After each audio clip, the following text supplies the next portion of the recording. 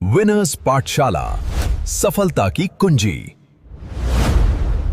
तैयारी जीत की। नमस्कार मेरे प्यारे बच्चों, कैसे आप लोग? उम्मीद करता हूँ मस्त होंगे, तंदुरुस्त होंगे। तो दोस्तों, मेरे प्यारे भाइयों एवं प्यारे बच्चों, आज हम सीखेंगे एनसीईआरटी मैथ्स कक्षा 10 की चैप्टर नंबर 2 पॉलिनोमियल्स। ठीक है बच्चे, पॉलिनोमियल्स मीन्स बहुपद। ठीक है, तो हम बिंदास तरीके से सीखेंगे। जैसे पिछली क्लासें हमारी एक नंबर बिंदास, आप लोगों ने बहुत अच्छे तरीके से आनंद लिया क्लासों का और बहुत कुछ सीखा। इसी प्रकार हम चलेंगे अपने अगले चैप्टर पॉलिनोमियल्स पर, चैप्टर नंबर 2। ठीक है बच्चे, तो हम देखेंगे बहुपद। ठीक है, चलिए क्या बताया एक बार फिर से अगेन, पॉलिनोमियल्स बहुपद, अध्याय नंबर 2। ठीक है बच्चे, तो अध्याय में हमने पहले ही देखा था फर्स्ट चैप्टर में, जैसे क्या क्या चीजें सीखनी होती हैं। इसका इंट्रोडक्शन सीखेंगे, इसमें कुछ इंपॉर्टेंट चीजें हैं जो थ्योरम्स होती हैं, थ्योरम सीखेंगे। तो क्या क्या है इसमें चीजें? जीरोस ऑफ पॉलिनोमियल्स यानी बहुपद के शून्यक, है ना। उसके बाद relation between zeros, factor theorem देखेंगे, रिमाइंडर थ्योरम देखेंगे। बच्चे हम बहुत सुंदर तरीके से सीखेंगे और एग्जाम ओरिएंटेड चीजें सीखेंगे जो एग्जाम में आती हैं। सारी चीजें हम उस प्रकार सीखेंगे जिससे कि हमारे नंबर बहुत अच्छे आ सकें और बिल्कुल बेहतरीन तरीके से पूरी मेथड अच्छे से समझेंगे, चीजें अच्छे से समझेंगे और परीक्षा में हम अपने मार्क्स अच्छे लेकर आएंगे। ठीक है बच्चे, क्यों? आप लोग, आपका भी उद्देश्य यही होगा कि हम मैथ्स को, सारी मैथ्स को बहुत अच्छे तरीके से एवं आसान तरीके से सीखेंगे। तो चलिए हम चलते हैं अपने चैप्टर की ओर। ठीक है बच्चे, चलो सबसे पहले हमें क्या जानना होगा बहुपद में, चीजें क्या क्या हैं। तो देखेंगे हम चर यानी वेरिएबल्स, उसके आगे देखेंगे कांस्टेंट यानी अचर क्या है, पद क्या है, व्यंजक क्या है, घात क्या होती है, गुणांक क्या होते हैं, समीकरण क्या होते हैं, बहुपद के शून्य क्या हैं, जीरोस ऑफ पॉलिनोमियल्स, बहुपद का मानक प्रारूप क्या है, स्टैंडर्ड फॉर्म क्या होता है। तो ठीक है बच्चों, तो सबसे पहले हम जान लेते हैं पॉलिनोमियल्स यानी बहुपद क्या है। बहुपद यानी, बहु का मतलब ही आप देख रहे हो, बहु यानी बहुत, है ना। बहु यानी बहुत, यानी पॉली, पॉली का मतलब क्या होता है बच्चे? बहुत। ठीक है, पद, पद यानी टर्म। ठीक है, तो यहां लिखा है नोमियल्स। नोमियल तो वैसे कुछ मीनिंग्स नहीं है, अगर आप समझे तो पद से ही लगा लीजिए, यानी नोमियल्स मींस टर्म समझ लीजिए। ठीक है बच्चे, तो क्या हुआ? बहुपद यानी जिसमें बहुत सारे पद हों। जैसे मान लीजिए x प्लस वाई प्लस 6, है ना। इसमें कितने पद हो गए? 1 2 3, है ना। एक से ज्यादा जिसमें पद हो उसे बहुपद कहते हैं। इसमें कितने हो गए? 3, है ना। अब ये अलग अलग करने में क्या दिख रहा है आपको? क्या किन किन चिन्हों का उपयोग किया गया है? यहाँ प्लस भी हो सकता है, माइनस भी हो सकता है, लेकिन यदि मैं यहाँ गुणा कर दूं, है ना, गुणा कर दूं, तो गुणा करूंगा तो यह दो पद नहीं कहलाएंगे। सिर्फ अलग पद करने के लिए प्लस और माइनस लिया जाता है। ठीक है बच्चों, ये चीजें आई समझ में। अब चलो एक एग्जाम्पल और समझाता हूं, तब आपको और समझ में आएंगी। मान लीजिए यहाँ पर लिखा है 5 प्लस 3x, किसी भी प्रकार से पद हो सकता है, माइनस 6, है ना। ये है। अब इसमें पद तो 3 है ना, 1 2 3, है ना, पद 3 है। लेकिन अगर मैं इन्हें जोड़ूं या घटाऊंगा तो इसके बाद फिर हम सॉल्व करने के बाद कितने पद बचेंगे? 11 प्लस 3x, है ना। इसमें कितने पद हैं? 2। ठीक है बच्चे, समझ आई बात? चलो, मतलब यह है कि प्लस माइनस यदि बीच में लग गया है दो किसी पदों के बीच में, तब वह अलग अलग होता है। ठीक है बच्चे, चलो समझते हैं हम सबसे पहले चर क्या है, वेरिएबल्स क्या है। ठीक है, क्योंकि इनके बिना हम बहुपद नहीं जान पाएंगे, तो हम सबसे पहले बहुपद जानने से पहले जानते हैं आखिर चर क्या है। ठीक है, तो चलो देखते हैं बच्चे चर क्या होता है। तो वेरिएबल्स यानी चर किसे कहते हैं? जिसका मान बदलता रहता है। ठीक है बच्चे, यानी जिसका मान बदलता रहता है, यानी स्थिर नहीं होता। जैसे मैं कहूं x प्लस वाई माइनस 6, अब इसमें देखो चर कौन से हैं? चर है इसका मान बदल सकता है, कुछ भी हो सकता है, 1 हो सकता है, 2 हो सकता है, 3 हो सकते हैं, यानी इनका मान बदला जा सकता है। जैसे हम मान लेते हैं, माना x का मान इतना है या माना x बराबर इतना है, हम ऐसे मान लेते हैं, यानी कोई फिक्स नहीं है, यानी जो बदलते रहते हैं तो उसे हम चर कहते हैं, ठीक है, यानी वेरिएबल्स कहते हैं, ठीक है। अब जैसे यहाँ 6 है तो 6 फिक्स है, ये बदल नहीं सकता, लेकिन x और y की वैल्यू बदल सकती है। जो चीजें बदल सकती हैं, परिवर्तित हो सकती हैं या जिनका मान बदलता रहता है उसे हम चर कहते हैं। अब इनको किससे डिनोट करते हैं या किससे दर्शाते हैं, तो अंग्रेजी में x, y, z, t आदि अक्षरों से हम इसे चरों को दर्शाते हैं, ठीक है। आई बात समझ में बच्चे। जैसे अब मैं यहाँ एक एग्जांपल ले रहा हूं, उदाहरण कि 2x + 5, इसमें चर क्या दिख रहा है, x और y, z, तो इसमें क्या दिख रहा है, x, तो इसमें देखो x जो दिख रहा है यह चर है, ठीक है, x एक चर है, क्योंकि सवाल के अनुसार, यानी जो हमने पढ़ा परिभाषा या सवाल के अनुसार इसका मान कुछ भी हो सकता है ना। इसमें जैसे ये बहुपद है, यानी एक से ज्यादा मैंने बताया, तो एक पद ये हो गया, दूसरा पद ये हो गया, इसमें 2 पद हैं, है ना। 2 पद में चर क्या है, चर x है और 5 कांस्टेंट है, ठीक है बच्चे। आई बात समझ में। चलो चलते हैं आगे। उम्मीद करता हूं चीजें समझ आ रही होंगी, ठीक है। तो आप बिल्कुल कंसंट्रेशन के साथ चीजों को समझिए, आपको ये चीजें नोट करने की जरूरत नहीं है।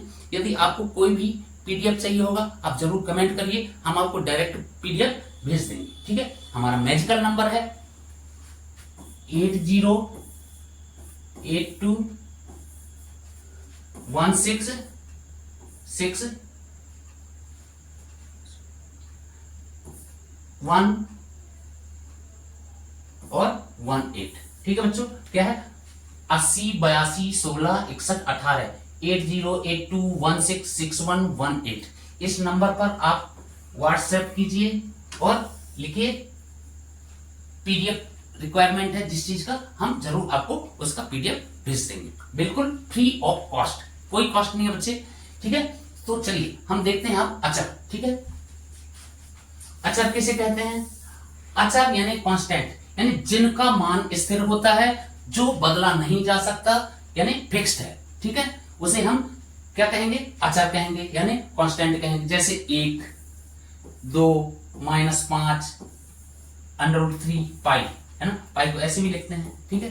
तो ये क्या है, ये फिक्स वैल्यू है, चेंजेबल नहीं है, चेंज नहीं हो सकती, उन्हें अचर कहते हैं। अभी मैंने जैसे बताया था कि x + y - 6, है ना, तो 6 क्या है, अचर है, और ये क्या थे, हमने देखे थे, चर देखे थे। इनकी वैल्यू बदल सकती है लेकिन इसकी वैल्यू नहीं बदलेगी, ठीक है बच्चे। आई बात समझ में, चर और अचर में क्या अंतर है, ठीक है। अब देखो हम इसमें अंतर भी देख लेते हैं, ठीक है। ये देखो यहां पर क्या लिखा है, x और y, हमने देखा इसमें ये क्या है, ये अचर है, बदल सकते हैं, यानी x और y को जोड़कर 50 बनाया गया है ना, x और y को जोड़कर 50 बनाया गया है। तो x और y जो है क्या है, x और y जो है अचर है ना, यानी ये बदल सकते हैं। अगर ये बदल सकते हैं तो मैं ऐसे लिख सकता हूं, क्या बोलते हैं, x की जगह अगर मैं 48 रख दूं +2 कर दूं तो 50 ही हो जाता है ना। ऐसे भी लिख सकता हूं, 45 + 5 भी लिख सकता हूं, 10 + 40 भी लिख सकता हूं, कुछ भी लिख सकता हूं, कुछ भी जोड़ के 50 आना चाहिए, है ना, 50 आना चाहिए। तो 48 + 2, 45 + 5, 10 + 40, कुल मिलाकर ये सारे को जोड़ूंगा तो 50 आएगा। मतलब यहाँ पर ये चीजें बदल रही हैं, देखो x और y की वैल्यू बदल रही है, कुछ भी हो सकती है, यानी यह चेंजेबल है ना, बदल सकती है। लेकिन यहाँ आप देखेंगे अचर में तो 20 + 30 ही 50 होगा, है ना, 20 + 30। अब यहाँ पर मैं नहीं बदल सकता हूं, है ना, 20 + 30, है ना, 20 + 30 जो है फिक्स है। यहाँ पर अब मैं 20 की जगह 20 ही लिखूंगा, 30 नहीं लिख सकता। यहाँ क्यों नहीं लिख सकता, क्योंकि अगर मैं यहाँ पर 30 लिख दूंगा 20 की जगह तो 30 + 30 हो जाएगा, है ना, लेकिन फिर यहाँ पर वैल्यू चेंज हो जाएगी, यानी यहाँ पर जो मान फिक्स है वह फिक्स रहेगा, चेंज नहीं हो सकता। यहाँ पर यदि लिखा है 20 + 30 तो 20 + 30 ही रहेगा, चेंज नहीं होगा, ठीक है बच्चे। आई बात समझ में। इसीलिए हम इसे जो अंक और अंक है ना, इसे ये अंकों वाली गणित है, और ये क्या है, एल्जेब्रिक क्यों कहते हैं, इसमें ये क्या है, x y z इस टाइप के जो इक्वेशन या जो व्यंजक या जो समीकरण है उनसे मिलके क्या बनती है, एलजेब्रा, है ना, एलजेब्रा यानी बीज गणित। तो इसे क्या कहते हैं, बीज गणित, और इसे अंकों से मिलकर जो गणित बनती है अंक गणित कहते हैं। ठीक है बच्चे, यानी एलजेब्रा और अरिथमेटिक। ठीक है बच्चे, आई बात समझ में? उम्मीद करता हूं यह चीज बिल्कुल आपको आसानी से समझ में आ गई होगी। ठीक है बच्चे, मैं आप लोगों को इतने अच्छे तरीके से समझाऊंगा, आप मैथ्स को बिल्कुल पानी पानी करेंगे। ठीक है, बिल्कुल हलवा है मैथ्स, आप थोड़ा सा लॉजिक लगाइए, थोड़ा सा दिमाग लगाइए, बिल्कुल चीजें आसानी से बनेंगी। ठीक है, चलो चले आगे।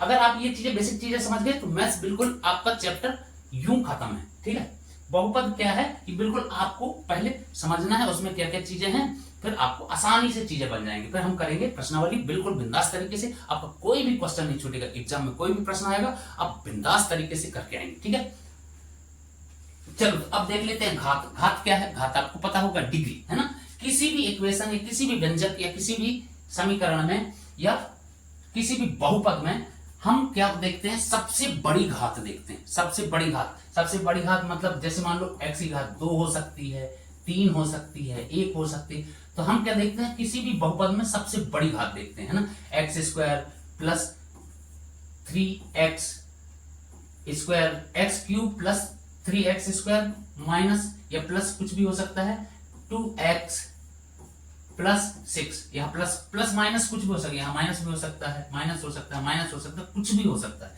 तो हम इसमें क्या देखते हैं, किसी भी बहुपद में, किसी भी बहुपद में, अब बहुपद कैसे कहते हैं हम आगे देखेंगे। बहुपद कैसे कहते हैं, जिसमें बहुत सारे पद हो लेकिन उसकी भी कुछ शर्तें हैं। ठीक है, तो वो चीज हम आगे देखेंगे अभी। तो इसमें क्या देखते हैं, किसी भी बहुपद में सबसे बड़ी घात देखते हैं, वही उसकी यानी हाईएस्ट पावर। ठीक है, हाईएस्ट पावर, हायर पावर देखते हैं। तो हाईएस्ट पावर क्या है, इसमें एक्स यानी जो चर है ना, जो चर की सबसे हाईएस्ट पावर क्या है, तो यहाँ पर चर, चर क्या है, एक्स है। यहाँ पर भी चर क्या है, एक्स है, जिसकी वैल्यू बदल सकती है। यानी किसी भी बहुपद में चर की हाईएस्ट पावर देखते हैं। यहाँ वही चीज लिखे, देखिए आप पढ़िए, किसी बहुपद में चर की जो सबसे बड़ी पावर होती है यानी हाईएस्ट पावर होती है, वही उस बहुपद की घात कहलाती है, वही उस पद की घात कहलाती है। ठीक है बच्चे, आई बात समझ में? घात से ही तय होता है कि बहुपद जो है वो किस प्रकार का है, यानी इसकी जो बड़ी घात है उसी से पता चलता है कि हमारा जो बहुपद है वो किस प्रकार का है। एक घात का है, दो घात का है, तीन घात का है, तो उसे क्या कहेंगे, एक घात वाले को क्या कहेंगे, दो घात वाले को क्या कहेंगे, तीन घात वाले को क्या कहेंगे, है ना। एक घात वाले को रैखिक बोलते हैं, हम आगे देखेंगे किसको क्या बोलते हैं। ठीक है, अभी हम इतना जान लेते हैं कि एक घात वाले को रैखिक कहते हैं, द्विघात बोलते हैं, तीन घात को त्रिघात बोलते हैं। ठीक है, मान लो एग्जांपल ये है, यहाँ देखो एग्जांपल, इसमें क्या है, चर की सबसे बड़ी घात क्या है, 3 है, फिर यहाँ पर 2 है, यहाँ पर ये कांस्टेंट है। ठीक है, तो यहाँ पर हमने क्या देखा, सबसे बड़ी घात, वही इसकी हाईएस्ट घात जो है वही इसकी घात होगी। तो क्या है, सबसे बड़ी 3 है। ठीक है, तो x जो है इसकी घात, सबसे बड़ी घात क्या है, जो अचर है, जो चर है उसकी बड़ी घात क्या है, 3 है बच्चे। ठीक है, तो यही उसकी क्या कहलाएगी, उस बहुपद की घात कहलाएगी। अगर आपको पूछ लिया जाएगा इस बहुपद में घात क्या है, यानी इस बहुपद की घात क्या है, तो हम क्या बोलेंगे, इस बहुपद की घात 3 है, जो सबसे बड़ी घात होगी उसी को हम देखते हैं। ठीक है, तो इसकी बड़ी घात क्या है, 3 है। ठीक है बच्चे, आई बात समझ में? चलो बहुपद की घात भी देख लिए। अब देखते हैं बहुपद यानी पॉलिनोमियल्स क्या है, पॉलिनोमियल्स होने के लिए क्या क्या शर्तें हैं, हम किस एग्जाम्पल को या किसको हम बहुपद कह सकते हैं। तो देखो सबसे पहले क्या कहते हैं, यह सबसे महत्वपूर्ण हिस्सा है, बहुपद में हम जो पढ़ रहे हैं इसका सबसे महत्वपूर्ण हिस्सा है ना। तो यह सबसे महत्वपूर्ण हिस्सा है, यह बीजी व्यंजक बहुपद नहीं होता। यानी क्या है, हर बीजी व्यंजक, है ना, जो हर बीजी व्यंजक जो होता है, व्यंजक अलग होता है, बहुपद अलग होता है ना। मान लो अब मैं लिखता हूं x square plus 2x minus 6, है ना, ये क्या है, एक बहुपद है ना, ये बहुपद है। अगर इसमें मैं 0 लगा दूं, अब यह समीकरण बन गया, इक्वेशन बन गया, है ना। तो क्या होता है, क्या होता है बच्चे, यदि मैं इसे कहूं तो यह बहुपद है ना। अब इसे व्यंजक कब कहेंगे तो वह भी बताऊंगा। तो सबसे पहले हम देखते हैं बहुपद की क्या विशेषता है, क्या क्या शर्तें हैं। ठीक है बच्चे, तो हम बहुत अच्छे तरीके से अपने कान बिल्कुल आगे करके बिल्कुल बहुत अच्छे तरीके से सीखिए, आप बहुत आराम से आसानी से सारी चीजें जानेंगे। ठीक है बच्चे, चलो तो हम देखते हैं यहां पर, ये देखो एक्स स्क्वायर एक पद हो गया, 2x एक पद हो गया और 6 एक पद हो गया, है ना। ये इसमें कितने पद हैं? इस बहुपद में अगर कोई पूछे कितने पद हैं तो 3 पद हैं, ठीक है। एक बात समझ में आई। दूसरी बात, इस बहुपद में क्या कहा जा रहा है कि बहुपद की क्या क्या विशेषताएं होती हैं, क्या क्या शर्तें होती हैं, तो हम देखेंगे पूरी चीजें। हर बीजी व्यंजक जो है बहुपद नहीं होता। क्यों नहीं होता वो आगे जानेंगे। क्योंकि एक व्यंजक बहुपद तभी कहलाता है जब उसमें चर जो है, चर है ना, किसी भी व्यंजक में, यानी हर बहुपद एक क्या है, व्यंजक है। हर बहुपद एक व्यंजक है, लेकिन हर व्यंजक एक बहुपद नहीं होता। क्यों नहीं होता हम आगे जानेंगे, ठीक है। बातों को बहुत अच्छी तरीके से सुनना और समझना। यानी हर व्यंजक एक बहुपद नहीं होगा। क्यों नहीं होगा? क्योंकि उसकी कुछ अलग शर्तें हैं। व्यंजक होने के लिए अलग शर्तें हैं और बहुपद होने के लिए अलग शर्तें हैं। तो हम आगे जानेंगे, अभी देखते हैं। सबसे पहले क्या बोल रहा है, एक बार फिर से पढ़ते हैं। हर बीजी व्यंजक बहुपद नहीं होता, लेकिन एक व्यंजक बहुपद तभी कहलाएगा जब उसमें चर क्या है, इसमें चर है x, है ना, x, इसमें भी x, है ना। जब चर की घात हमेशा एक पूर्ण संख्या हो, इस चीज को बहुत अच्छे से देखना। यानी इसकी पहली शर्त क्या है, बच्चे, कि हर बहुपद में उसकी क्या शर्त है कि उसका जो चर की घात है वह होल नंबर होना चाहिए, पूर्ण संख्या होनी चाहिए। समझ आई बात? एक बार फिर से समझो कि एक बहुपद होने के लिए क्या शर्त है, बहुपद तब कहलाएगा जब उसमें चर की जो घात है वह एक होल नंबर होना चाहिए, माइनस में नहीं होना चाहिए, अंडर रूट में नहीं होना चाहिए, ठीक है, बटे में नहीं होना चाहिए। क्या बात आई समझ में? एक बार यहां भी देखो, चर कभी ऋणात्मक नहीं होगी, है ना। जो चर की जो घात है वो कभी ऋणात्मक नहीं होगी। यानी x की घात अगर मैं लिखूं -2 नहीं हो सकती, ठीक है, ये गलत है, ठीक है। मतलब यह बहुपद नहीं होगा। हो सकता है तो फिर वह व्यंजक हो जाएगा, ठीक है। यदि व्यंजक में कितनी भी घात हो, कुछ भी हो चर की घात, वो व्यंजक है। लेकिन बहुपद होने के लिए घात माइनस में नहीं होगी, अंडर रूट में नहीं होगी, बटे में नहीं होगी। अंडर रूट में मतलब ऐसे लिख दूं, x की घात अंडर रूट 3, ऐसे नहीं होगा। यदि है तो वह बहुपद नहीं है, ठीक है बच्चे। बटे में नहीं हो सकती, x की घात 1/2, यह नहीं हो सकती बहुपद में। यदि ऐसी घात है तो वह बहुपद नहीं कहलाएगा, ठीक है बच्चे, समझ आया। चर की घात ऋणात्मक नहीं हो सकती, एक बात सीखा। दूसरी बात, चर जो है कर्णी या रूट के अंदर नहीं होना चाहिए, दूसरी बात सीखा।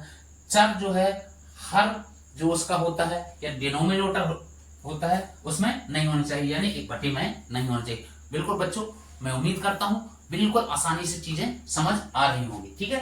अब हम चलते हैं आगे।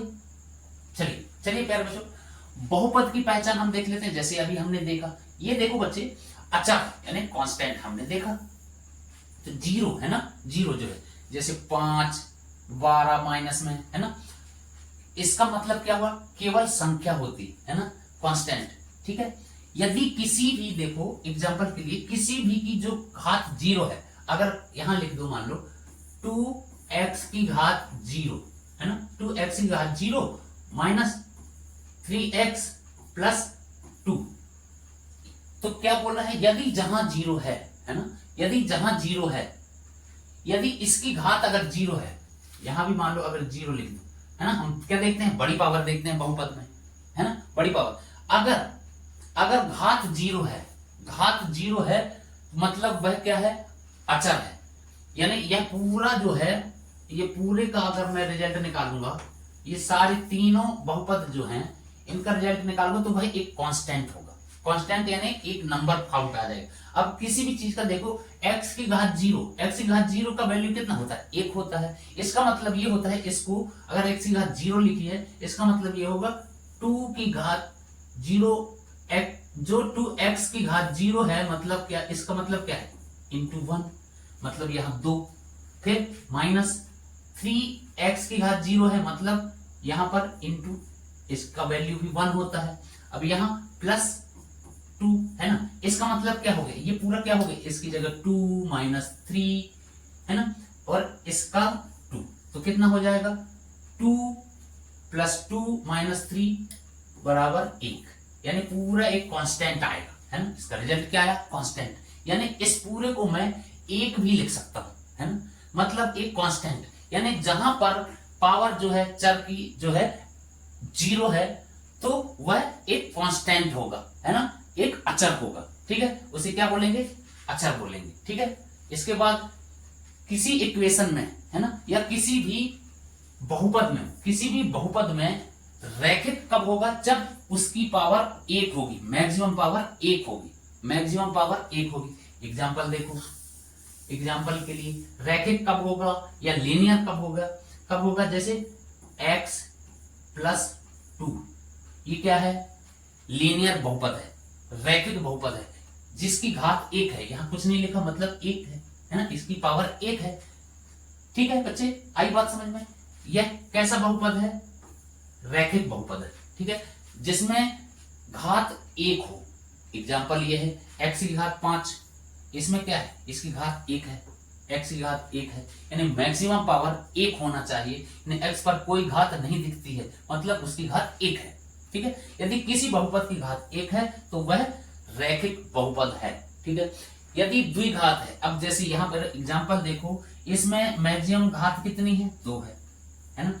जिस बहुपद में मैक्सिमम घात 2 हो उसे हम क्या कहेंगे, क्वाड्रेटिक या त्रिघात बहुपद बोलेंगे। आई बात समझ बच्चे। अब जिसमें 3 घात दिखती है, इसमें देखो आपको दिख रही होगी मैक्सिमम पावर 3 है, मैक्सिमम पावर 3 है चर की, है ना, तो उसे क्या बोलेंगे, क्यूबिक या त्रिघात, ठीक है बच्चों, आई बात समझ में, बिल्कुल आई होगी, क्योंकि हम बता ही रहे हैं, समझा ही रहे हैं, बिल्कुल आसान और सरल तरीके से, ठीक है। यदि चीजें आपको समझ आ रही हैं तो जरूर अपने दोस्त भाइयों को भी शेयर करें और जुड़ें, ठीक है बच्चे, क्योंकि दोस्त वही है जो अपने दोस्त को अपने साथ लेकर चले। यदि आपको चीजें बननी है तो आपके दोस्त को भी बनना चाहिए, तो जरूर लाइक शेयर एवं फॉरवर्ड करिए, कोई कॉस्ट नहीं है बच्चे, ठीक है, बिल्कुल फ्री कॉस्ट है, सारी चीजें हम आसानी से सारी मैथ्स करेंगे, बिल्कुल कंटिन्यू। हम अभी कर रहे हैं चैप्टर नंबर 2, तो आपके साथ आपके दोस्त लोग भी जाने, ठीक है, चले आगे बच्चे, चलो अब हम देखते हैं बहुपद की घात, हमने देख लिया बहुपद की घात किसे कहते हैं, मैक्सिमम पावर देखते हैं हम। मैक्सिमम पावर क्या होती है, जो अगर 1 है तो उसे क्या बोलेंगे, हमने देखा रैखिक बहुपद बोलेंगे अगर घात 1 मैक्सिमम है, तो जैसे इसमें घात 1 है ना, मैक्सिमम घात क्या है, 1 है। 2x, इसमें कुछ नहीं लिखा मतलब 1 घात है। 2 घात है यानी यहाँ पर 2 घात है ना, 2 घात है तो क्या बोलेंगे उसे, द्विघात बहुपद। 1 के लिए रैखिक बहुपद, 2 के लिए द्विघात। अब यहाँ पर मैं मैक्सिमम पावर 3 लिख देता हूं है ना, तो यहां पर अगर मान लो ऐसे भी लिख दूं तो भी ठीक है, तो इसमें मैक्सिमम पावर क्या है, 3 है, तो इसे क्या बोलेंगे, त्रिघात यानी क्यूबिक पॉलिनोमियल्स, ठीक है, यानी क्यूबिक पॉलिनोमियल्स यानी त्रिघात बहुपद बोलेंगे, ठीक है। किसी भी बहुपद की मैक्सिमम पावर देखते हैं वह उसकी घात कहलाती है, किसी भी अचर की सबसे अधिक घात जो है, तो यहाँ क्या है, 3 है तो इसे क्या बोलेंगे, त्रिघात बहुपद। यहाँ 2 है तो द्विघात बहुपद, 1 है तो या कुछ नहीं है मतलब 1 है तो उसे बोलेंगे रैखिक बहुपद। आई बात समझ बच्चे, चलें हाईएस्ट पावर देखते हैं, ठीक है। तो इससे क्या पता चला कि इसकी जो घात है वह क्या डिनोट करती है कि यह किस प्रकार का बहुपद है, 1 घात है, 2 घात है, 3 घात है, ठीक है। आई बात समझ में। चलो अब हम देखते हैं, जैसे आप लोगों ने देखा होगा ये किस प्रकार से पॉलिनोमियल्स ये कैसे आया है ना, इस जैसे ना मैथ्स में कुछ पॉली को क्या बोलते हैं, 2 को क्या बोलते हैं, 3 को क्या बोलते हैं, उसी प्रकार से हमने पहले देखा होगा, आपने केमिस्ट्री में भी देखा होगा कि 1 को क्या बोलते हैं, 2 को क्या बोलते हैं। चलो मैं जल्दी जल्दी से थोड़ा सा बताता हूं, हम मैथ्स के साथ साथ कुछ केमिस्ट्री की चीजें भी देखते हैं, क्यों, क्योंकि हमको एक एग्जाम्पल से पता चलेगा किसको क्या बोलते हैं और ये चीजें आती भी है, ठीक है। एग्जाम में आप अभी अपना साइंस का भी चैप्टर पढ़ेंगे ना, उसमें ये चीजें भी काम आएंगे, जल्दी जल्दी हम उन चीजों को भी देख लेते हैं। जैसे आपने देखा होगा रसायन जो विज्ञान में ना, ऑर्गेनिक केमिस्ट्री में 1 को क्या बोलते हैं, 2 को क्या बोलते हैं, 3 को क्या बोलते हैं, तो 1 2 3 जो है ना बच्चे, जो केमिस्ट्री में ना ये किस शब्दों से आए हैं, ये इनके प्री वर्ड हैं, प्री वर्ड किसके, ग्रीक और लैटिन के, ग्रीक और लैटिन वर्ड हैं ये, इन्हें प्रीफिक्स यानी ग्रीक और लैटिन के जो प्रीफिक्सेस हैं यानी पूर्व सर्ग हैं, ठीक है, उनको ही हम यूज करते हैं। और क्या बोलते हैं, जैसे हम एक के लिए क्या बोलते हैं, मिथ बोलते हैं, दो के लिए एथ बोलते हैं, तीन के लिए प्रॉप बोलते हैं, फिर चार के लिए ब्यूट बोलते हैं, है ना। इस प्रकार से हम बोलते हैं ना, मिथेन, इथेन, प्रोपेन, ब्यूटेन, है ना, इस प्रकार से। जैसे CH4 है ना, किसका ये फार्मूला है CH4, ठीक है, CH4 किसका, मिथेन का। फिर C2H6 है ना, ये किसका है, एथेन का। फिर इसी प्रकार से C3H8, इस प्रकार से पढ़ा होगा। H8 के लिए क्या बोलते हैं, 3 के लिए क्या बोलते हैं, है ना। तो इस प्रकार से आप लोगों को यहाँ पर देखो, 5 के लिए पेंटा बोलते हैं, 6 के लिए हेक्सा बोलते हैं, 7 के लिए हेप्टा, 8 के लिए ऑक्टा, 9 के लिए नोना, 10 के लिए डेका। इस प्रकार से ये चीजें भी याद कर लेना। अगर आपको स्क्रीनशॉट चाहिए तो खींच सकते हैं, नहीं तो मैं आपको PDF अगर रिक्वायरमेंट होगा तो आप लोग मांग सकते हैं, ठीक है बच्चे। चले आगे।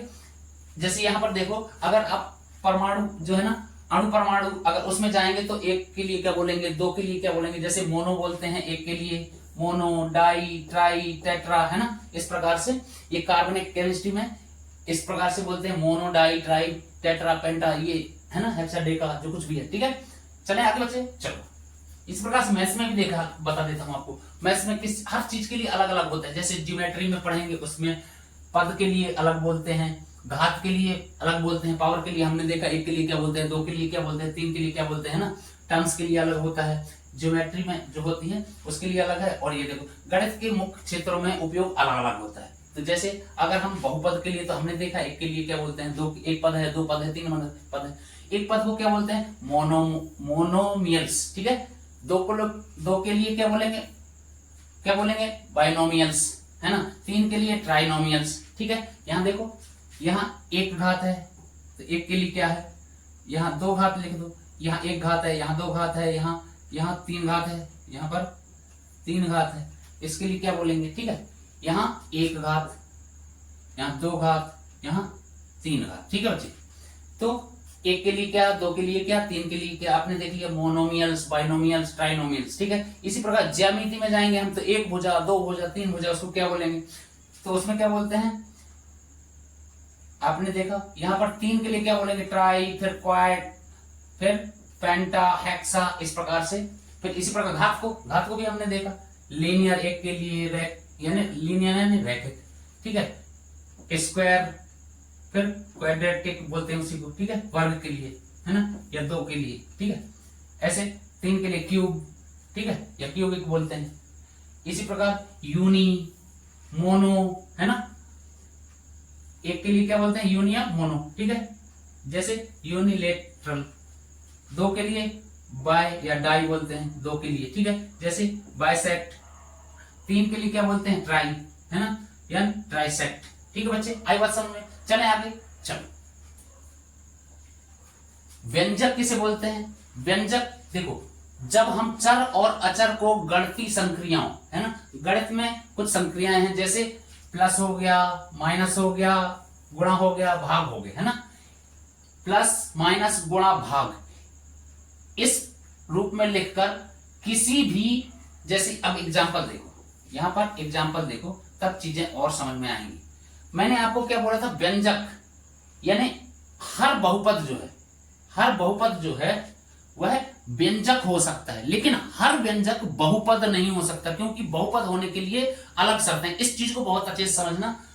हर बहुपद व्यंजक हो सकता है, लेकिन हर व्यंजक बहुपद नहीं हो सकता, क्योंकि बहुपद होने के लिए मैंने जो शर्तें बताई थी कि उसमें बहुपद होने के लिए उसकी घात, यानी उसकी जो चर की घात है, माइनस में नहीं होना चाहिए, बटे में नहीं होना चाहिए, अंडर रूट के अंदर नहीं होना चाहिए। आई बात बच्चे समझ में। तो यहां पर एक बहुपद या व्यंजक लिखा है ना, यानी क्योंकि हर बहुपद एक व्यंजक होता है। तो यहां पर मान लो व्यंजक के लिए हम पढ़ रहे हैं, तो व्यंजक में हमने क्या पढ़ा, जब हम चर और अचर, यानी जो चर हैं और अचर हैं, उनको गणितीय संक्रियाओं के रूप में, यानी एक साथ लिखते हैं, है ना, या मिलाते हैं, तो वह एक व्यंजक बन जाता है। कैसे, जैसे यहां पर देखो, यहां पर लिखा 4x² फिर -2x + 3, है ना, ये एक व्यंजक है और बहुपद भी है। बहुपद क्यों है, क्योंकि यहां कोई भी चर की घात क्या है, बटे में नहीं है, और किसी प्रकार से जो हमारी शर्त थी वो सारी शर्त को फॉलो कर रहा है, इसलिए एक बहुपद है ना। लेकिन यहां पर एक व्यंजक लिखा है, ठीक है। व्यंजक तो ये भी है बच्चे, व्यंजक ये भी है, लेकिन एक बहुपद भी है, ठीक है। जैसे मैंने आपको बताया हर बहुपद एक व्यंजक है, लेकिन हर व्यंजक एक बहुपद नहीं। अब ये वाला जो दूसरा लिखा हुआ है यह व्यंजक है लेकिन बहुपद नहीं। क्यों नहीं है? क्योंकि इसकी घात जो देखो x की घात जो है 1/2 है, x की घात 1/2 है, तो यह व्यंजक है लेकिन बहुपद नहीं है। समझ आई बात? तो इसमें क्या है, 6x की घात 1/2 माइनस प्लस, यहां क्या दिया है, इन सबको एक साथ मिलाकर जब कोई भी व्यंजक बनता है तो कैसे बनता है, प्लस माइनस गुणा भाग एक साथ मिलाकर, ठीक है। सारी संक्रियाओं को एक साथ मिलाकर, यानी चर और अचर, ये हो गया अचर मैंने बताया था, ये हो गया चर बताया था, है ना। चर और अचर को मिलाकर ऐसी गणितीय संक्रियाएं बनती हैं जिनमें इनका उपयोग होता है, तो वह क्या कहलाता है, व्यंजक कहलाता है। समझ आया बच्चे? चलो हमने देख लिया बहुपद व्यंजक, अब समीकरण भी देख लेते हैं, है ना। अब क्या देख लेते हैं, समीकरण। तो समीकरण किसे कहते हैं, समीकरण किसे कहते हैं बच्चे, चलो वो भी देख लेते हैं, समीकरण भी देख लेते हैं, ठीक है। ये देखो यहां पर आप लोग देख रहे होंगे, जब किसी बहुपद को किसी अन्य मान या शून्य के बराबर, है ना, शून्य के बराबर रख दिया जाता है, यानी किसी भी बहुपद को शून्य के बराबर रख दिया जाए या उसकी तुलना शून्य से कर दी जाए, किसी भी बहुपद की तुलना शून्य से कर दी जाए। मान लीजिए 2x² प्लस 6x माइनस 6 बराबर 0, यानी इस पूरे बहुपद की तुलना मैंने किससे कर दिया, शून्य से कर दिया। यानी किसी भी बहुपद की तुलना यदि शून्य से कर दी जाए तो उसे समीकरण कहते हैं, ठीक है। आई बात समझ में? किसी भी बहुपद की तुलना, कोई भी बहुपद कुछ भी हो सकता है, एक से ज्यादा जिसमें पद है उसे हम बहुपद कहेंगे। यानी किसी भी बहुपद की तुलना शून्य से कर दी जाए तो उसे हम समीकरण कहते हैं, इक्वेशन कहते हैं, ठीक है। जब किसी बहुपद को किसी अन्य मान या शून्य के बराबर, है ना, शून्य के बराबर मान लिया जाए, ऐसे नहीं है कि सिर्फ शून्य के बराबर, कुछ भी हो सकता है, यानी बराबर में किसी के भी बराबर मान लिया जाए या तुलना कर दिया जाए तो उसे हम इक्वेशन या समीकरण कहते हैं, ठीक है। आई बात समझ में? किसी भी चीज के बराबर रख दी जाए, मान लो इसकी जगह मैं 6 भी कर सकता हूं, इसकी जगह 6 भी कर सकता हूं, 5 भी कर सकता हूं, 2 भी, कुछ भी कर सकता हूं। यानी इस बहुपद की तुलना किसी भी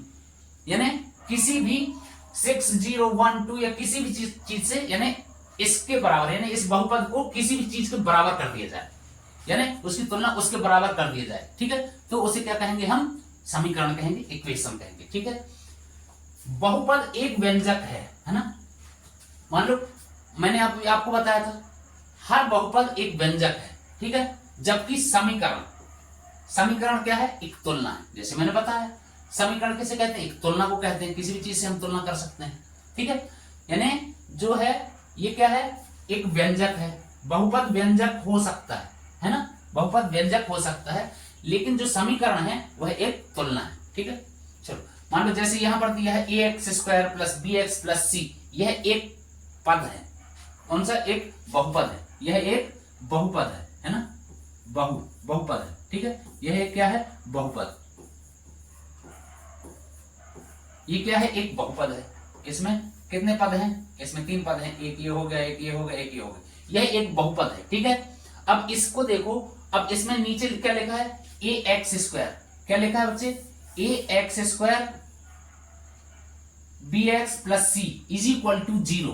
अगर इसकी मैं तुलना 0 से कर दूं तो ये क्या बन जाएगा, एक समीकरण बन जाएगा।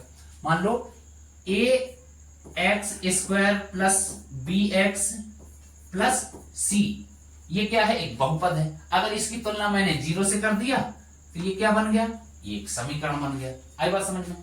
एग्जाम्पल के लिए देखो, अब यहां पर एक समीकरण लिखा हुआ है 4x² minus 7x plus 2 is equal to 0, ये एक समीकरण है। इसमें अगर पूछ ले इस समीकरण में कितने पद हैं, तो कितने पद हैं, 1 पद, 2 पद, 3 पद, है ना, 1 पद, 2 पद, 3 पद। अब देखो इसमें टर्म अगर पूछ लिया जाए, टर्म है ना, यानी पद, तो हमने देखा कि यहाँ पर 4x एक पद है ना, 7x एक पद है, 2 एक पद है, कितने पद हो गए, 3 पद। अगर इसका अब गुणांक पूछ लिया जाए, गुणांक का मतलब क्या है बच्चे, जो चर के आगे जो चर के आगे है वही उसका गुणांक है। अगर यहां पूछे कि एक्स स्क्वायर का गुणांक क्या है तो मैं बोलूंगा ए है। क्या बोलूंगा? यानी एक्स स्क्वायर का गुणा किसके साथ है? ए का गुणा एक्स स्क्वायर के साथ है ना बच्चे। एक्स स्क्वायर के साथ किसका गुणा है? ए का। तो ये इसका गुणांक हो जाएगा। ऐसे ही एक्स का गुणांक क्या है? बी है। एक्स का गुणांक क्या है? बी है। एक्स का गुणांक क्या है? बी है। एक्स का गुणांक है ना, यहां लिख लेना गुणांक। ठीक है, आई बात समझ में? एक्स का गुणांक क्या बोलूंगा? एक्स का गुणांक बी है। ठीक है, आई बात समझ में? तो गुणांक कैसे कहते हैं ये भी समझ में आ गया होगा। ठीक है, गुणांक यानी कोएफिशिएंट। ठीक है बच्चे, यहां पूछे कोई एक्स स्क्वायर का गुणांक क्या है तो यहां पर क्या होगा? एक्स स्क्वायर का गुणांक 4 है। एक्स स्क्वायर का गुणांक 4 है। एक्स का गुणांक क्या है? तो 7 है ना। आई बात समझ में? -7। ठीक है, क्योंकि इसके साथ माइनस भी लगा है। ठीक है, आई बात समझ में? अब घात अगर पूछ ले कि इस जो है बहुपद में घात क्या है तो हमने देखा था हाईएस्ट पावर देखेंगे तो क्या हो जाएगा? 2 हो जाएगा, है ना। हाईएस्ट पावर क्या है इसमें? 2 है। ठीक है, तो यहाँ पता चल गया हमें कि यह कौन सा घात, अगर पूछ ले यह कौन सी घात वाला समीकरण है या ये वाला जो समीकरण है इसका मैक्सिमम पावर क्या है? 2 है। तो हम बोल सकते हैं इस बहुपद में, है ना, इस बहुपद इस समीकरण में मैक्सिमम पावर क्या है? मैक्सिमम पावर क्या है? 2 है। ठीक है बच्चे, आई बात समझ में? चलो चलो अब हम कुछ अंतर देख लेते हैं। ठीक है, अंतर देख लें। बहुपद व्यंजक और बहुपद व्यंजक और किसमें अंतर देख लेते हैं या इस चीज को समझ लेते हैं एक बार और अच्छे तरीके से। ठीक है, चलो ये देखो बहुपद है ना। बहुपद ये दिख रहा होगा आपको। बहुपद यानी जिसमें बहुत सारे पद हैं, एक पद ये, एक पद ये, एक पद ये, है ना। इसमें कितने पद हैं? 3 पद हो गए। एग्जाम्पल ये देखो आप व्यंजक का, यहां देखो व्यंजक में क्या है? इसकी जो चर की घात कुछ भी हो सकती है। चर की घात कुछ भी हो सकती है, माइनस में हो सकती है, बटे में हो सकती है, अंडर रूट के अंदर हो सकती है, कुछ भी हो सकती है। लेकिन बहुपद के लिए हमने क्या देखा था?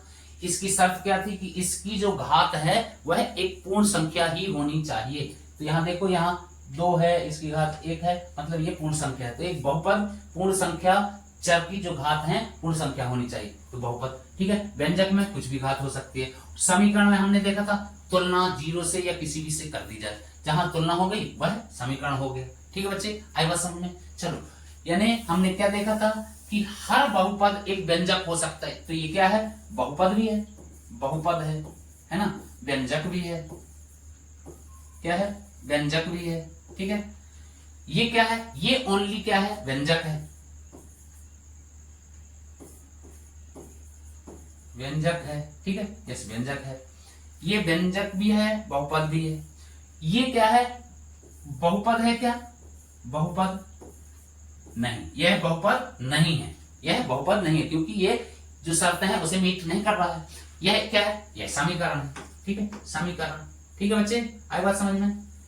आई बात समझ में? तीनों में डिफरेंस पता चल गया। Difference between polynomials, expression and equation. बहुपद क्या बोलते हैं?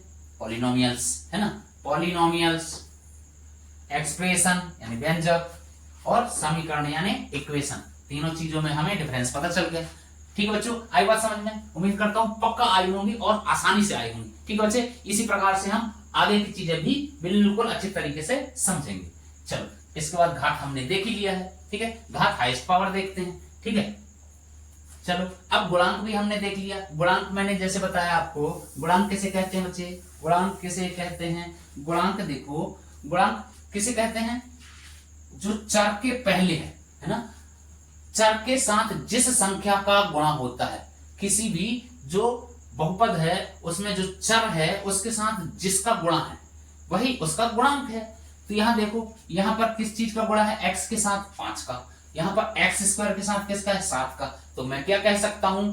एक्स स्क्वायर का गुणांक क्या है? तो आप फटाक से बोलेंगे सर एक्स स्क्वायर का गुणांक 7 है, क्योंकि 7 का गुणा है ना।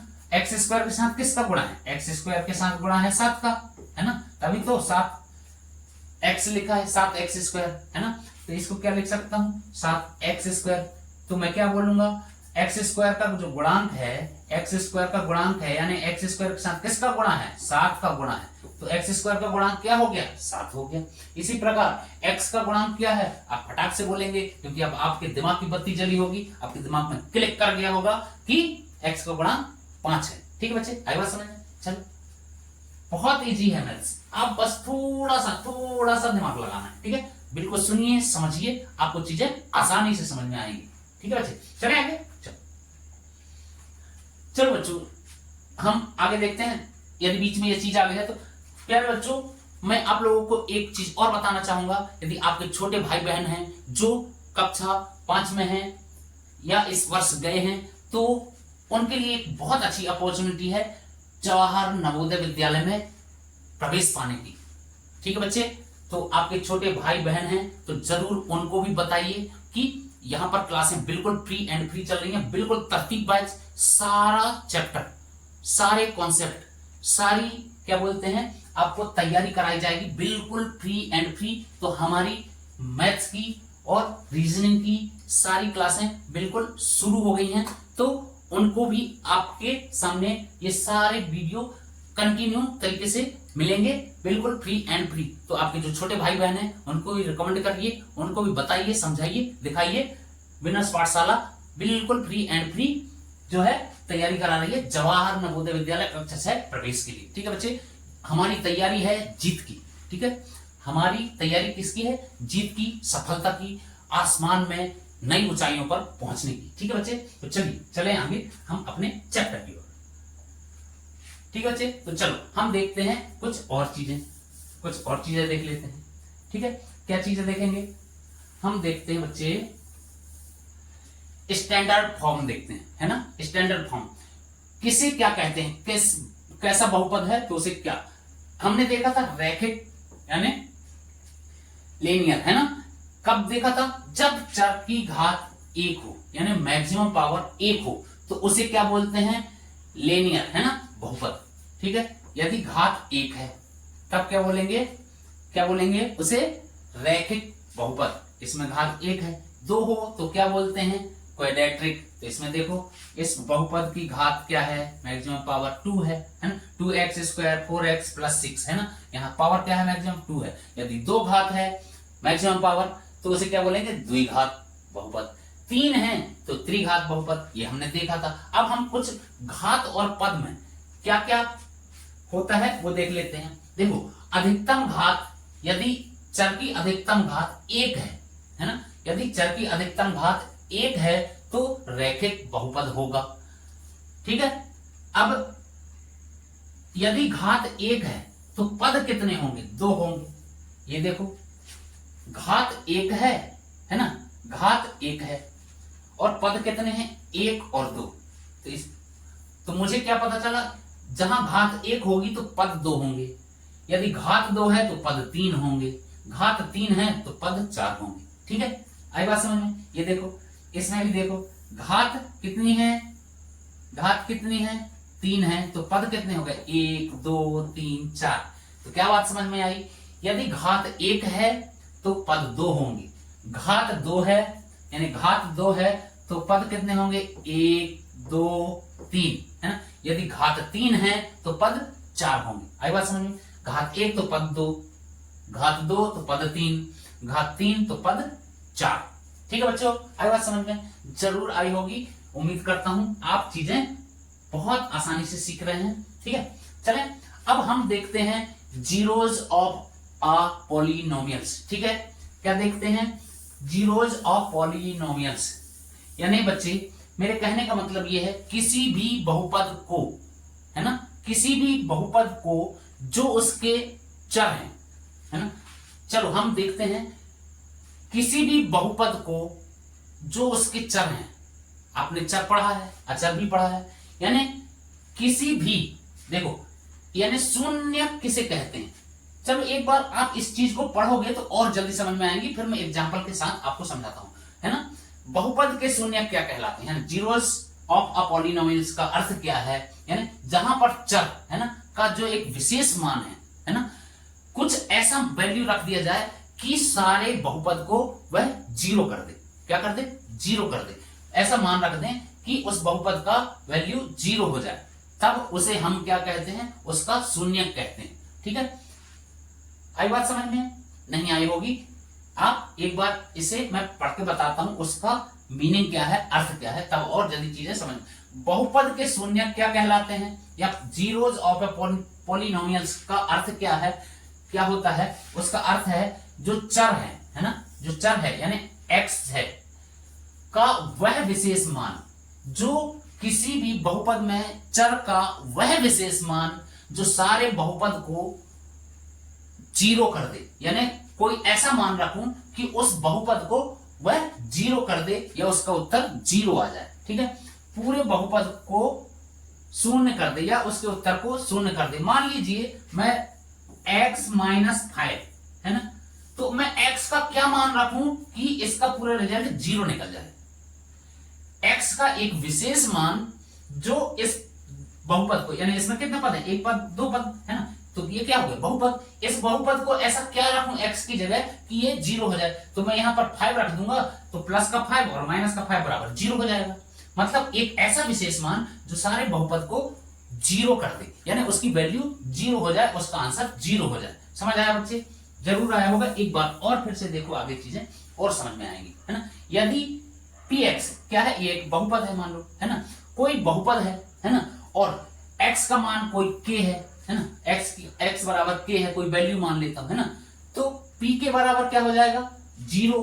कब हो जाएगा, जब मैं k की जगह यानी x की जगह k रख दिया मैंने, यानी एक विशेष वैल्यू रख दिया, तो k क्या होगा, इसका शून्य कहलाएगा, क्योंकि यह k एक ऐसी वैल्यू है जो सारे उसको जीरो कर रही है ना, सारी वैल्यू को जीरो कर रही है, यानी एक ऐसा विशेष मान है, यानी इस विशेष ये k एक ऐसा विशेष मान होगा जो सारे बहुपद को जीरो कर रहा होगा। जैसे हमने देखा, कोई भी एक ऐसा बहुपद मैं ले लेता हूं 2x स्क्वायर, है ना, 2x स्क्वायर माइनस का 8 है ना, इसमें अब x का मैं क्या मान रख दूं, x का क्या मान रख दूं कि यह पूरा बहुपद जीरो हो जाए, है ना, यह पूरा बहुपद जीरो हो जाए। x की जगह देखो, अगर बच्चे मैं 2 रख देता हूं, है ना, तो 2 इंटू 2x स्क्वायर, अगर 2 रखता हूं तो क्या हो जाएगा, 2 इंटू 2 का स्क्वायर माइनस 8, है ना, माइनस 8, तो इसका क्या हो जाएगा, 2 का स्क्वायर मतलब 4 और इंटू 2 यानी 8, यहां पर 8 और माइनस का 8 बराबर क्या हो जाएगा, जीरो हो जाएगा। यानी x का वह विशेष मान, यानी जो है चर का वह विशेष मान या x का वह विशेष मान जो सारे बहुपद को जीरो कर दे। ठीक है, तो यहां जीरो हो गया वैल्यू। ठीक है बच्चे, आई बात समझ में? यही चीज यहां लिखी हुई है। ठीक है, जहां पर जो मान रखते हैं, है ना, जो मान रखते हैं उसे ही शून्य कहते हैं। यहां पर मैंने k मान लिया, x की जगह k रख दिया, या कुछ भी रख सकते हो जो शून्य करने वाला। ठीक है, चलो, शून्यकों की जो संख्या है ना, नंबर ऑफ जीरोज, है ना, नंबर ऑफ जीरोज क्या होती है, नंबर ऑफ जीरोज, उसके बारे में जान लेते हैं। किसी बहुपद की जितनी घात, किसी भी बहुपद की जितनी घात होती है उसके अधिकतम उतने ही शून्य होंगे। क्या बात आई समझ में? नहीं आई, है ना। अगर मैं बोलूं लीनियर बहुपद जो है, लीनियर बहुपद यानी एक घात वाला है, तो उसमें एक शून्य होगा, यानी मैंने अभी लिखा था x माइनस 5, इसकी घात कितनी है इस बहुपद की, एक, तो इसमें सिर्फ एक ही मान होगा, एक ही ऐसा मान होगा जो पूरे समीकरण को या पूरे बहुपद को जीरो करेगा। सिर्फ इसमें 5 ही एक ऐसा है जो मैं रखूंगा, क्योंकि यहां पर क्या बोल रहा है, जितनी घात होगी उतने ही शून्य होंगे, जितनी घात होगी उतने ही शून्य होंगे, यानी उतने ही उसके मान होंगे जो उस इक्वेशन को, उस बहुपद को जीरो कर सकते हैं। ठीक है, अब देखो यहां पर x की घात 1 है, तो सिर्फ इसमें मैं 5 ही एक ऐसा मान है, 5 के अलावा कोई नहीं है जो इसको जीरो कर दे, या 5 रखूंगा तभी जीरो होगा, नहीं तो नहीं होगा। अब अगर इसकी जगह स्क्वायर होता, है ना, या इसकी जगह कुछ ऐसे होता, कोई अगर समीकरण लेता, मैं 2x स्क्वायर माइनस कुछ भी ले लो, यहां 9x माइनस 2 या प्लस 2, है ना, तब इसमें इसके 2 वैल्यू आएंगे, इसके, क्योंकि इसकी घात क्या है, 2 है ना, घात 2 है, तो इसमें x की जगह मेरे को 2 ऐसे नंबर आएंगे कोई भी, तब इसको क्या है, जीरो करेंगे। ठीक है, इसको जीरो करने के लिए कोई ना कोई 2 ऐसे अंक होंगे जो इधर रखने, x की 2 वैल्यू होंगी, चाहे कुछ भी हो सकती है, 2 हो सकती है, 3 हो सकती है, 5 हो सकती है ना। 2 ऐसे नंबर आएंगे जो इसको जीरो करेंगे, यानी जितनी घात होगी उतने इसके क्या आएंगे, नंबर ऑफ जीरोस आएंगे। ठीक है बच्चे, अगर 3 घात है तो 3 शून्यक होंगे। ठीक है, यदि 1 घात है तो 1 शून्यक होगा, 2 घात है तो 2 शून्यक होंगे, यानी 2 मान होंगे, 3 है तो 3 मान होंगे। ठीक है बच्चे, आई बात समझ में। अब देखो शून्यक जो होता है ना, शून्यक अभी हमने देखा, शून्यक जीरोज है ना, जीरोज, और इसके बीच में हम एक संबंध देख लेते हैं ना। यदि द्विघात बहुपद, यानी 2 घात वाला कोई बहुपद है, यानी 2 घात वाला कोई बहुपद है ना, मान लीजिए द्विघात वाला एक ये बहुपद है। ठीक है, ये एक बहुपद है ax² plus bx plus c, है ना, जहां पर शून्यक अल्फा और बीटा हो, है ना, जो इसके शून्यक यानी कि इस वैल्यू को, यानी इस बहुपद को शून्य करने वाले दो बहुपद हैं, है? यहां पर क्योंकि इसकी घात क्या है, 2 है, तो इसके शून्य कितने होंगे, 2 होंगे, तो वो 2 क्या बोलते हैं, शून्यक मान लेते हैं हम, एक अल्फा मान लिया और एक को बीटा मान लिया, यानी 2 शून्यक, दो ऐसी वैल्यू हैं जो इस पूरे बहुपद को शून्य कर देंगे। ठीक है, समझ आए। तो यानी द्विघात बहुपद में कोई 2 ऐसे शून्यक हैं जो कौन से हैं, अल्फा और बीटा है। क्या है, 2 शून्यक है, अल्फा और बीटा। तो क्या होगा, यदि पूछता है द्विघात बहुपद में 2 शून्यक अल्फा और बीटा हो, तो अल्फा और बीटा का योग क्या होगा, यानी अल्फा और बीटा का जोड़ क्या होगा, जोड़ यानी योग, है ना, दोनों को जोड़ देना, यानी अल्फा प्लस बीटा। क्या पूछ रहा है, अल्फा प्लस बीटा क्या होगा, है ना, यानी अल्फा प्लस बीटा की वैल्यू क्या होगी। तो उसके लिए एक स्टैंडर्ड फार्मूला है, शून्यकों का योग यानी अल्फा प्लस बीटा बराबर क्या होता है, माइनस b/a। इसे बहुत अच्छी तरीके से नोट डाउन करो कहीं भी साइड में, क्योंकि एग्जाम में मैक्सिमम 1 नंबर का क्वेश्चन ऑब्जेक्टिव टाइप में यह आ जाता है। लिखिए शून्यकों का योग बराबर क्या होता है, किसी द्विघात बहुपद के शून्यकों का योग क्या होता है, तो आपको पता होना चाहिए alpha plus beta is equal to minus b/a। Note down करो बच्चे, ठीक है, बहुत इंपॉर्टेंट चीज है। ठीक है, इसी प्रकार से यदि पूछ ले दोनों शून्यकों का गुणनफल क्या होता है, यानी अल्फा इंटू बीटा बराबर क्या होता है, तो आपके दिमाग में फटाक से क्लिक होना चाहिए, alpha into beta is equal to होता है c/a। इसे भी नोट डाउन करो। ये 2 फार्मूले बहुत इंपॉर्टेंट हैं, इन्हीं पे यह जो अगली प्रश्नावली आने वाली है पूरी फिनिश है। ठीक है बच्चे, आई बात समझ में, स्क्रीनशॉट भी ले सकते हैं। ठीक है, और इसे तो नोट डाउन कर लीजिए, आई बात समझ में, या तो मैं आपको पीडीएफ लिंक में ऐड कर दूंगा, आप इसे डाउनलोड भी कर सकते हैं। ठीक है, चले आगे, चलो बच्चों, क्या बोलते हैं, आपने बहुत अच्छी तरीके से सीखा और यह क्लास आपकी विनस पाठशाला में चल रहा है। हमारा एक सुंदर सा सिंबल है, आप देखिए और जरूर अगर सारी चीजें समझ में आई हैं तो बच्चों पक्का हमारे इस छोटे परिवार को बड़ा कीजिए, रिकमेंड कीजिए अपने छोटे भाई बहनों को, अपने दोस्तों को, जरूर आगे बढ़ाइए हमारे इस परिवार को और देखते रहिए विनस पाठशाला के साथ सारी क्लासें बिल्कुल बिंदास, आसान एवं सुंदर तरीके से। तो देखो बच्चों, अब अगली जो होंगी चीजें चैप्टर नंबर 3 पर होंगी, वो भी क्लास बहुत जल्दी आएगी।